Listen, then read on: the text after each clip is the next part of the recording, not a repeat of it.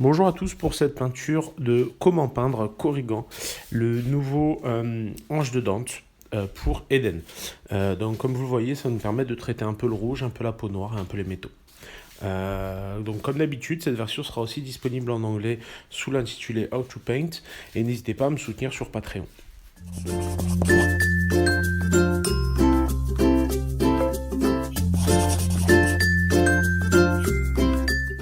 Pour commencer, comme à l'habitude, je vais baser la figurine. Donc suite à la sous-couche de rouge, je vais passer un petit peu de gris neutre avec mon pinceau de façon assez rapide. J'essaie d'avoir une dilution suffisamment opaque pour bien couvrir et suffisamment liquide pour être agréable à passer. Ensuite, je vais venir avec du Termat pour toutes mes zones en fait d'accessoires comme la batte, toutes les petites choses qu'il a attachées à la ceinture. Parce qu'il il est bien équipé hein, pour affronter tous les soucis qu'il peut croiser dans l'univers d'Eden. L'idée à ce moment-là, c'est surtout effectivement d'avoir une pièce lisible avec des teintes bien distinctes les unes des autres. Ça va pas chercher plus loin. Une fois donc que ce marron est passé, je reviens avec un petit peu de noir, de bleu marine foncé pour baser tout simplement le pantalon. Ça va me permettre d'avoir un bon contraste entre mon rouge et mon bleu marine foncé. Ici on a vraiment les couleurs qui sont pour la figurine studio, donc je vais respecter finalement les teintes à consonance un peu rouge et noir qu'arborent fièrement les anges de Dante. Une fois ces étapes faites, je vais revenir avec du noir tout simplement, donc, et un peu de bleu marine foncé mélangé au noir. Donc le noir ça va être pour le pourtour de la base, et pour la barbe je vais faire un jus de bleu marine foncé noir. Je reviens un peu aussi sur le bandana qui du coup n'avait pas de couleur, pour le passer tout simplement en Termat de nouveau. Pour finir avec les bases à proprement parler, je vais venir avec un petit mélange de rouge vermillon et avec une toute petite pointe de noir pour venir en fait passer toutes mes zones qui seront rouges. Donc un rouge sombre, c'est plus couvrant et ça va vite.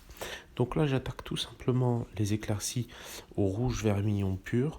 Donc là, comme vous le voyez, en fait, je vais jouer sur la transparence naturelle du rouge, le fait que le rouge ne soit pas très couvrant, pour finalement, petit à petit, faire des calques successifs qui vont venir se superposer et me permettre d'avoir un rouge intense, mais qui sera dégradé, en fait.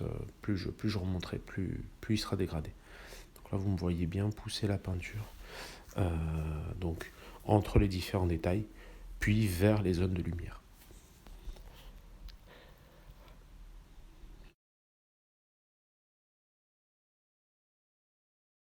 Une fois ce premier passage de rouge relativement sec, puisque j'aurais fait l'autre côté du coup le dos, du coup ça laisse le temps à la peinture de sécher, et ici comme vous le voyez, je vais prendre le temps de repasser une couche pour avoir un rouge encore plus intense sur les parties hautes.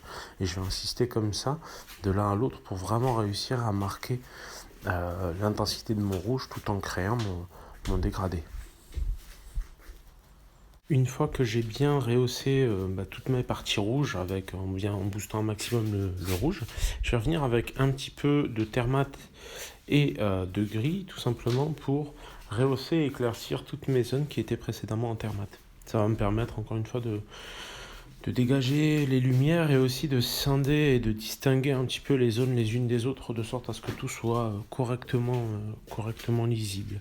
Donc là, comme vous le voyez, je vais rehausser vraiment en poussant sur les arêtes pour faire ressortir plus précisément les arêtes. Donc là, je vous montre, c'est la même étape, sauf que je vous montre un petit peu sur le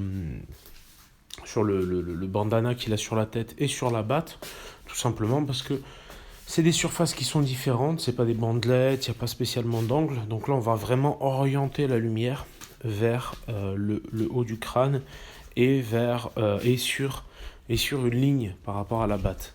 Comme la batte, on va l'assimiler finalement à un tube, on va vraiment l'éclaircir via une ligne qui va être directe et qui va aller vers le haut, on va dire, de la batte.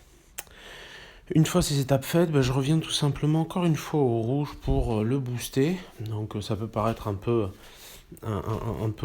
laborieux en fait, mais c'est vraiment la répétition qui va faire l'intensité de la peinture, en particulier avec le rouge qui est une couleur pas forcément très couvrante et très opaque. Donc j'hésite pas à vraiment tapoter pour marquer le rouge de façon à ce qu'il soit bien intense. Bon, je vais passer assez rapidement de toute façon à la suite. Donc là je reviens avec donc la teinte que je prends, c'est du nécrotique flèche. En fait c'est une espèce de vert pastel très désaturé qui va me permettre en gros de vraiment finir de rehausser toutes mes zones de cuir et de tissu. Les tissus qui sont à la base, qu'on a basé à la base en marron. N'hésitez surtout pas, je profite un petit peu là que vous puissiez voir en même temps, sans que j'ai spécialement de choses à préciser, pour vous rappeler que du coup j'ai déjà, ça va dépendre de quand est-ce que sortira cette vidéo, mais lancer un Patreon qui va vous permettre de me soutenir, donc n'hésitez surtout pas. Là comme vous le voyez, du coup je refais la même étape mais sur le bandana, tranquillement mais sûrement en rehaussant toujours pareil. Dans la même direction que mes premiers éclaircies. N'hésitez pas à poster en commentaire, à partager, à liker, à vous abonner à la chaîne YouTube, ça m'aidera toujours et ça me poussera toujours à vous en proposer plus. Je continue tranquillement avec un petit peu de bleu marine foncé et de gris pour tout ce qui est des éclaircies du jean. Donc là, je vais bien orienter finalement ma lumière, là où finalement la lumière se pose déjà de base. On le voit parce que la peinture a tendance à être légèrement satinée. Du coup là, je vais vraiment pousser vers ces directions-là parce que c'est là où je voudrais que la peinture soit la plus intense. Donc là, j'ai squeezé assez rapidement. Donc vous avez vu, j'ai fait un premier passage. Là, du coup, je suis sur le deuxième passage où je vais encore plus marquer sur les zones. De sorte à ce que ce soit de plus en plus opaque. Et plus je vais avancer dans les étapes, et moins je vais toucher de zone. C'est ce qui va créer finalement, au demeurant, le dégradé. Une fois ces étapes faites, je vais commencer tranquillement à attaquer la peau avec tout simplement un marron chocolat que je vais venir poser en fait en plus ou moins en éclaircie, parce que au tout début en fait il y a eu un léger pré-ombrage de noir. Du coup, j'essaye de préserver quand même mes zones qui ont été légèrement passées au noir. Et là, je vais passer vraiment cette espèce de marron chocolat sur toutes mes zones de lumière, tout simplement. Une fois cette étape faite, dans ma peau, dans le noir, dans l'espèce de marron très sombre, je vais ajouter un petit peu du coup de la teinte nécrotique flèche qui est un espèce de vert pastel. Et en fait, ce vert pastel va me permettre d'éclaircir la peau sans trop la rendre pas naturelle quoi, ou trop rouge ou trop. Ça va me faire une peau noire mais très neutre.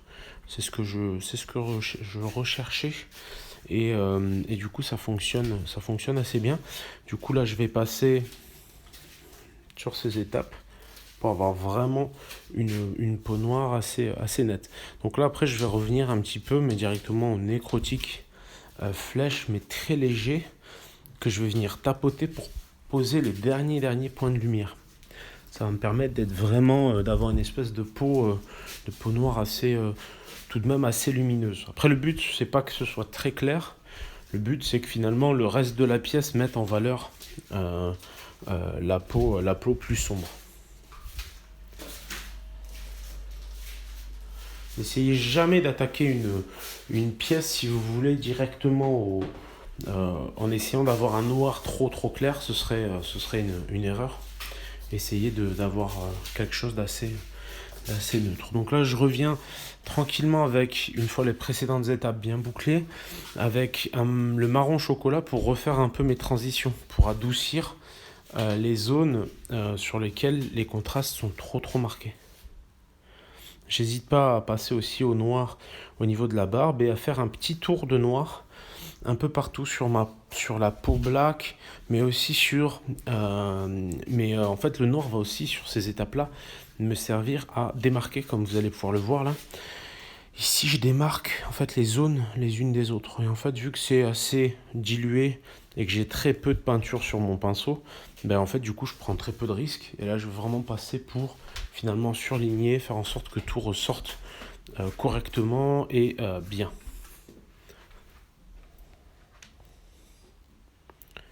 Donc là, vous voyez, cette étape, elle est un peu fastidieuse, mais elle va être très importante pour avoir une bonne lisibilité. Vu que je pars pas d'une sous-couche noire, forcément, bah, du coup, il faut que je quand même que je booste bien mes creux, sans quoi ça donne des impressions de zones pas finies, pas abouties. À l'aide de gris très clair, du coup, je vais revenir sur toutes les zones de métal, donc dans toutes les zones qui sont grises neutres. Du coup, je vais revenir un peu partout. Euh, vous pouvez très bien ajouter tout simplement une pointe de blanc à ce gris. Donc là, je fais la même étape, mais je vous montre un peu sur différentes zones, comme sur la boucle de ceinture où on va vraiment juste rehausser, ou encore sur l'épaulette où là, on va pousser vers la zone de lumière la plus intense.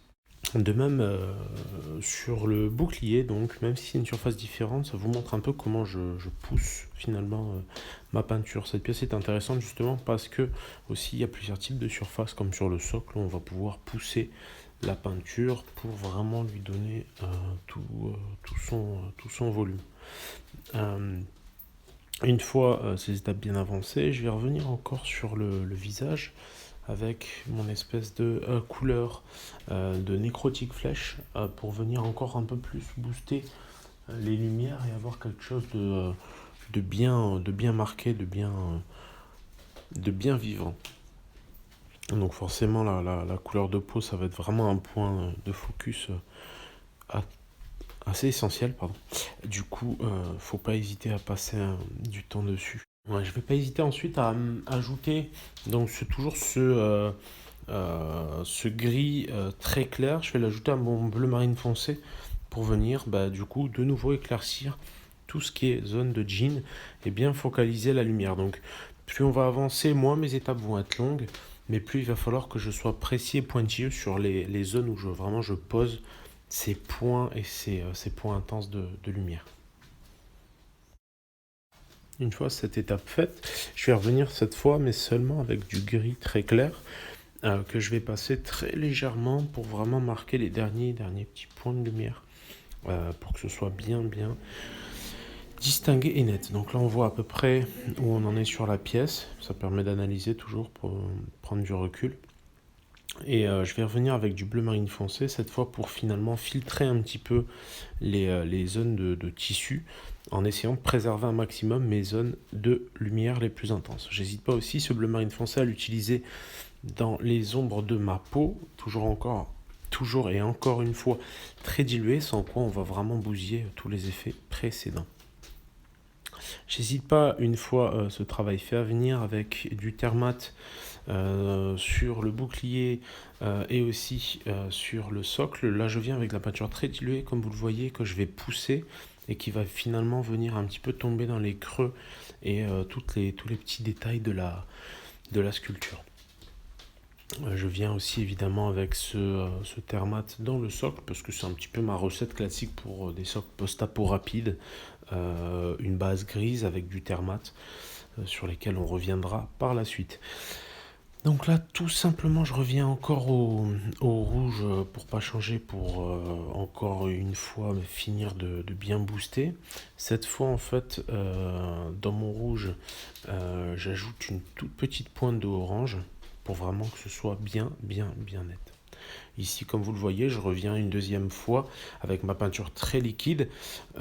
Entre-temps, j'ai laissé autant la peinture de sécher en traitant, par exemple, comme vous l'avez vu juste précédemment, en boostant un petit peu mon rouge. Donc là, j'hésite pas à vraiment taper bien large, sachant que la peinture sera plus intense là où je l'ai déjà passé.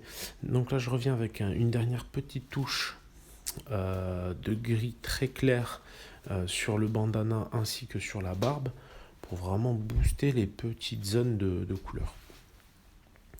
Je viens ici après avoir passé avec mon rouge et mon orange, je vais revenir avec un petit peu d'ivoire dans mon orange pour vraiment rehausser les petites zones de lumière supplémentaires qui vont permettre d'avoir un bel éclat au niveau de mon rouge, que ce soit bien vivant, bien éclatant, parce que du coup ça contraste un peu avec le reste de la pièce qui est plutôt terne et ça permet d'avoir quelque chose d'un peu plus punchy.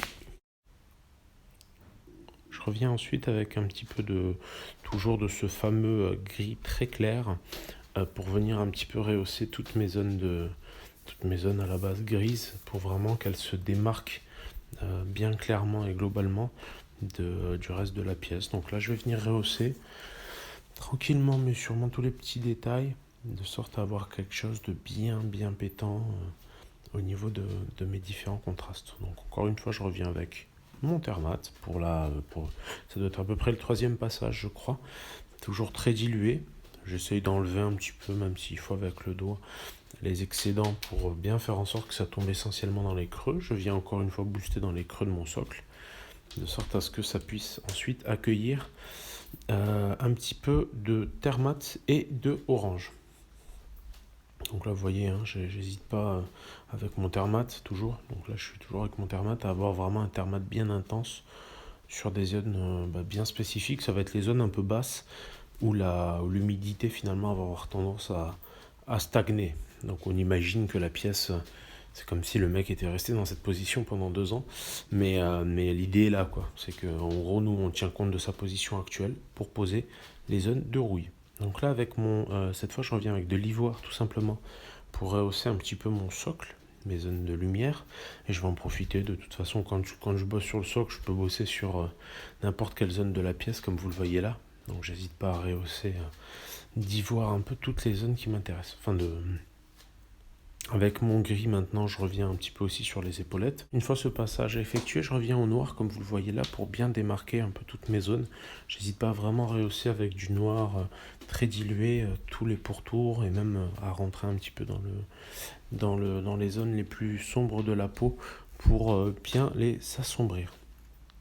Une fois tous ces éclats faits au noir et toutes ces démarcations refaites, je vais revenir à l'ivoire pour une étape qui va être assez longue mais qui va permettre encore une fois de bien tout démarquer, détailler un petit peu chaque zone en venant finalement la rehausser avec une pointe d'ivoire. Donc on voit que ce sera d'autant plus important sur par exemple les petites lanières qu'il a au niveau de l'avant de son équipement de protection.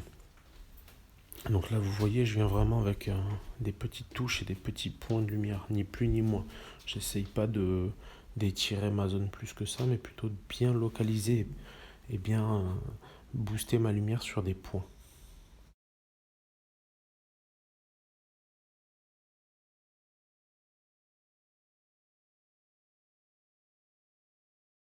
Continuer ce type de réo aussi par exemple sur le bouclier, sur le dos du bouclier. Là, je vais vraiment essayer de venir rehausser certaines zones de petits éclats pour vraiment montrer que c'est du métal qui a été carrément beaucoup oxydé, on va dire, avec le temps. Et du coup, là, vous voyez, mes gestes vont aller un peu dans la direction des petites bosses qu'il y a à droite à gauche. Donc là, vous voyez, je continue en rehaussant et en tout le temps en fait en essayant ou de créer de nouvelles petites textures ou alors si les textures étaient déjà là, à les marquer un petit peu plus sur des zones assez centrales. Donc ça va permettre d'avoir plein de types de niveaux de réo. J'hésite pas à revenir, comme vous voyez là, à l'avant aussi du bouclier. Là, on voit une étape, l'étape suivante qui est en fait d'ajouter un petit peu d'orange dans mon Termat. Et là, je vais venir vraiment le tapoter, quitte à venir même avec de l'orange pur, parce que la peinture n'est pas très couvrante, on va dire. Donc ça permet de le tapoter un peu dans les creux et les zones d'usure les plus prononcées. Donc là, on atteint déjà un assez bon niveau sur la pièce. Je vais procéder de la même manière sur le bouclier de l'autre côté, tranquillement mais sûrement, et on va commencer à atteindre les dernières étapes de la peinture de ce Corrigan. Tous d'avoir suivi cette vidéo. N'hésitez surtout pas à partager mon YouTube Mon Art, à venir vous abonner aussi à ma page Facebook. Donc comme je disais, un Patreon va pas tarder à voir le jour sous le couvert Mon Art. Je vous remercie. N'hésitez pas à vous procurer cette figurine sur le site Eden the Game et à bientôt.